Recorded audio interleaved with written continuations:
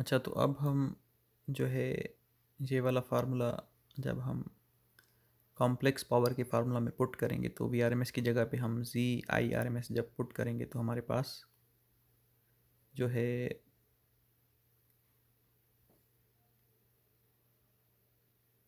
जब ये जो है फेज़र जो है आई आर एम एस का जब मल्टीप्लाई होगा आई आर एम एस के फेज़र के साथ, लेकिन क्योंकि ये इसका कॉम्प्लेक्स कॉन्जुगेट है तो दोनों की जो एंगल है वो कैंसिल हो जाएगी, क्योंकि इसमें एंगल जो है जो भी होगी उसकी साइन और इसकी साइन जो है दोनों की, एक की पॉजिटिव होगी तो दूसरे की नेगेटिव होगी, तो वो एंगल कैंसिल हो जाएगी, लेकिन मैग्नीट्यूड जो है मैग्नीट्यूड दोनों का सेम है तो वो स्क्वायर हो जाएगा और फिर उसके साथ z जो है यहाँ पे आ जाएगी। इसी तरह अगर हम जो है आई आर एम एस की वैल्यू यहाँ से निकालें वो बनेगी V R M S over z, तो वो अगर हम इसमें पुट करें तो फिर हमारे पास जो है वी आर एम एस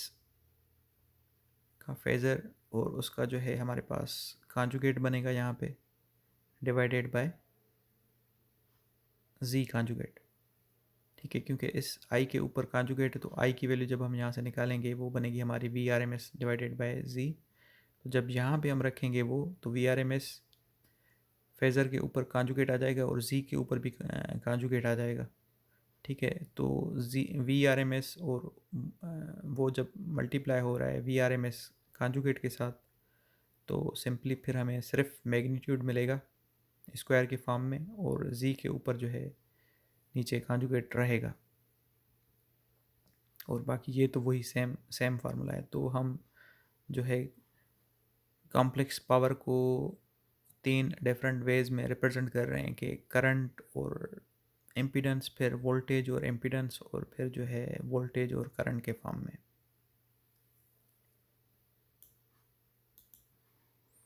अच्छा, अब अगर हमारे पास जो इम्पीडेंस है वो आर प्लस जे एक्स है, तो अगर हम यहाँ पे इम्पीडेंस की वैल्यू रखें आर प्लस जे एक्स, तो जो हमारे पास I square R M S into R है वो उसको हम कह रहे हैं पी, और फिर जो है I R M S square X जो है उसको हम कह रहे हैं क्यू। तो real part of complex power is known as P and real imaginary part of complex power is known as Q. और ये जो है हमारे पास रियल पावर है, या इसको हम एवरेज पावर भी कहेंगे, और ये जो है हमारा रिएक्टिव पावर है। अच्छा, रिएक्टिव पावर को जो है हम क्वाड्रेचर पावर भी कहते हैं। अच्छा, अब यहाँ पे हमने जो है P और Q की जो वैल्यू है वो करंट और रेजिस्टेंस या फिर करंट और जो है रिएक्टेंस के फॉर्म में शो की है। अच्छा, यहाँ पे करंट जो है दोनों में RMS के फॉर्म में है, तो अगर हम जो है करंट और वोल्टेज के फॉर्म में जो है P और Q को रिप्रेजेंट करना चाहते हैं तो फिर ये वाला जो फार्मूला हमने शुरू में बनाया था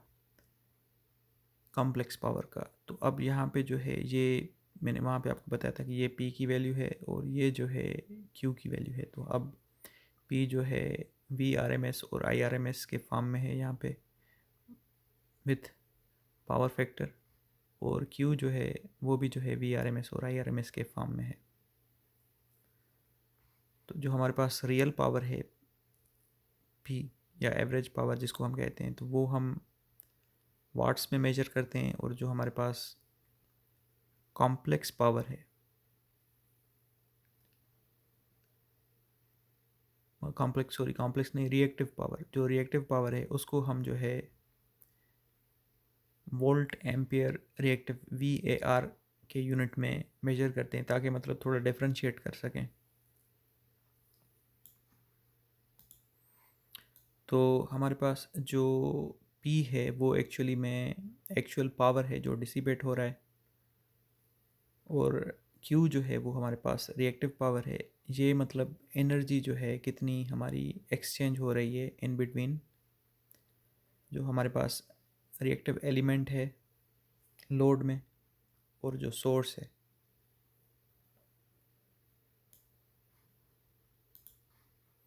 अच्छा, अब Q की वैल्यू पे डिपेंड कर रहा है कि अगर Q की वैल्यू जो है हमारे पास ज़ीरो है,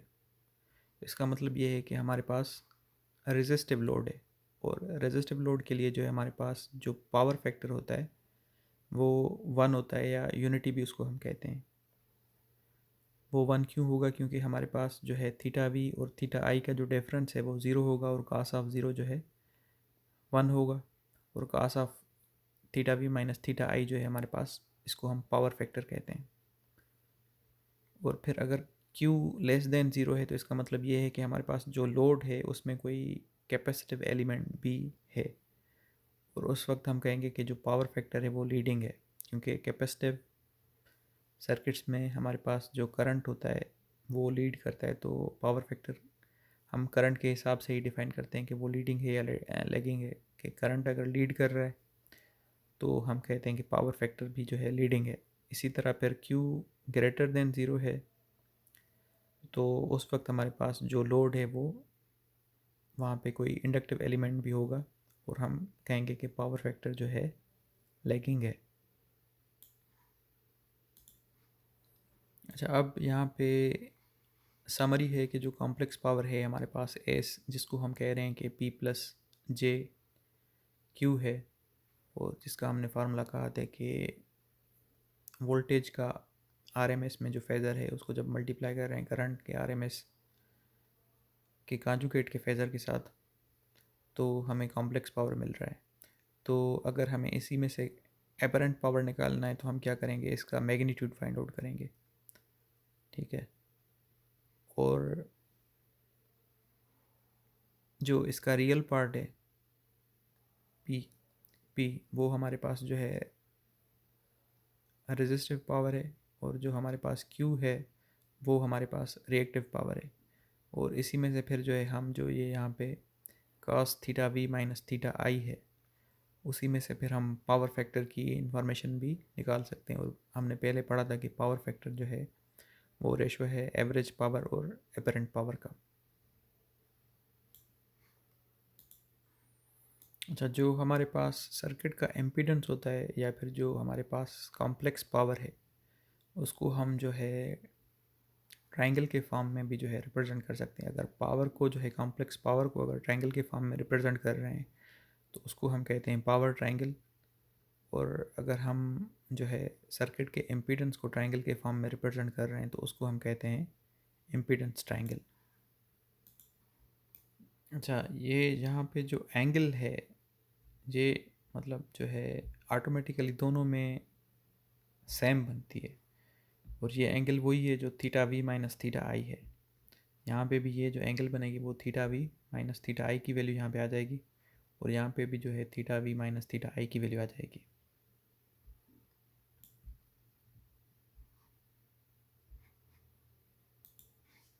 दो एंगल्स ये बनते कैसे हैं, जो हमारे पास रियल पावर होता है हम उसको जो है रियल एक्सिस पे ड्रा करते हैं, और जो हमारे पास रिएक्टिव पावर होता है उसको हम इमेजनरी एक्सिस पे ड्रा करते हैं। और फिर इन दोनों को जो है हम head to tail tail rule से जो है ऐड करके फिर एक जो है हम यहाँ पे रिजल्टेंट वेक्टर बनाते हैं। तो जो वो रिजल्टेंट वेक्टर बनता है उसी को फिर हम कॉम्प्लेक्स पावर कहते हैं, कि मतलब ये इसका जो है मैग्नीट्यूड है और ये इसकी एंगल है। और फिर जो सिंपल इसका मैग्नीट्यूड है वो हमारा एपरेंट पावर है।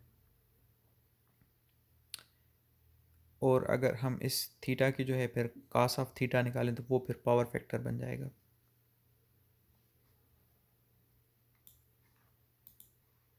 तो अब इस पावर ट्रायंगल में हमारे पास जो है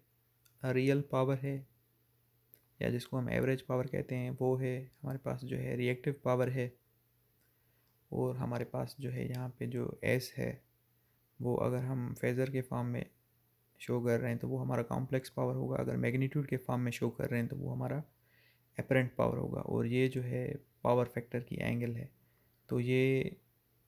चार चीज़ें हैं हमारे पास। और ट्रायंगल में ये होता है कि अगर आपको कोई भी दो चीज़ें गिवन हैं तो फिर दो जो है हम फाइंड कर सकते हैं। तो ये एलिमेंट्री मैथमेटिक्स है कि अगर आपके पास कोई भी दो चीज़ें गिवन होंगी तो बाकी तो दो आप जो है इजीली फाइंड आउट कर सकते हैं।